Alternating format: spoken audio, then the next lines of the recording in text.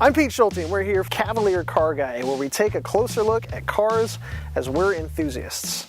We're here today testing 6 cars that you can afford on a college budget. The Mazda Miata, we've got a Subaru Impreza WRX, a Honda S2000, Toyota MR2, and we've also got Chevy Corvette and a BMW M3, just to give you a fair amount of variety. Let's find out a little bit more about these cars. This, by far, though, does have the most torque, most power, as you would expect, from a 5.7-liter V8. From an American. It is America, so you know what you expect in America is you need a lot of power. I'm honestly a little scared. A little nerve-wracking. Don't worry, we got the traction control on you, little Brett.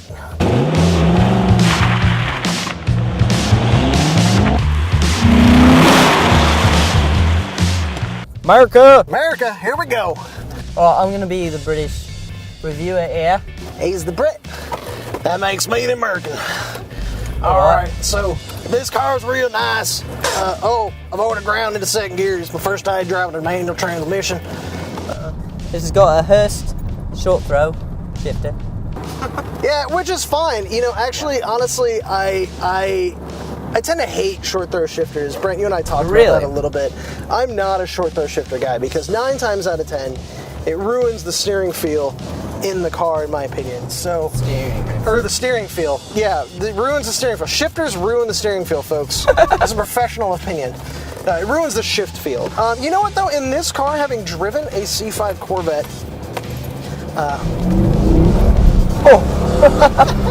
sorry, I had to give it some good old-fashioned American muscle. America. Yeah, definitely America. That big V8, make it go real fast. Make your gentleman parts shrink. I see what you mean. Okay, so steering-wise, it feels not like I'm floating. I can't say I'm floating, but the wheel is large. It's the largest of all of them, so I feel like I've got my arms outstretched, like I'm gonna hug somebody. I'll tell you what I do like. I love the hood. I love seeing that. I love seeing this fender here, blocking half my vision. No. See, that's what I think.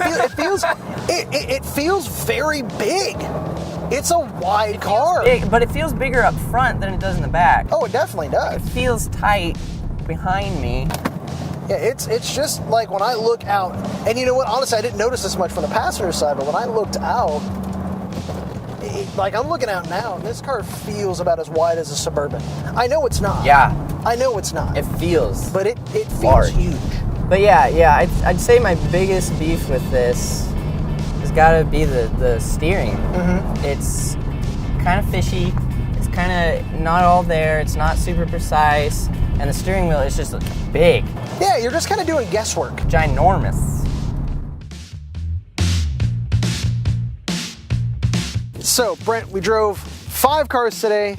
Miata went away just due to time constraints, unfortunately, so we didn't get a chance to drive that car, even though it was comically enough in the intro, but we didn't spend any time driving it. So, what do you think? Walk me through what you drove today, man. The M3, I really liked it. It was roomy inside, but didn't feel as big as the Corvette did. And just everything overall, it felt like a livable car, but was still fast and powerful. Yeah. But I'd say what I liked the most is probably the Subaru because of the power in it. The clutch I didn't like as much. It was really heavy, but certainly the balance of power and livability in the car, I think was good. I'd drive it every day. Is that the one you're taking home if you're buying one today? Yes.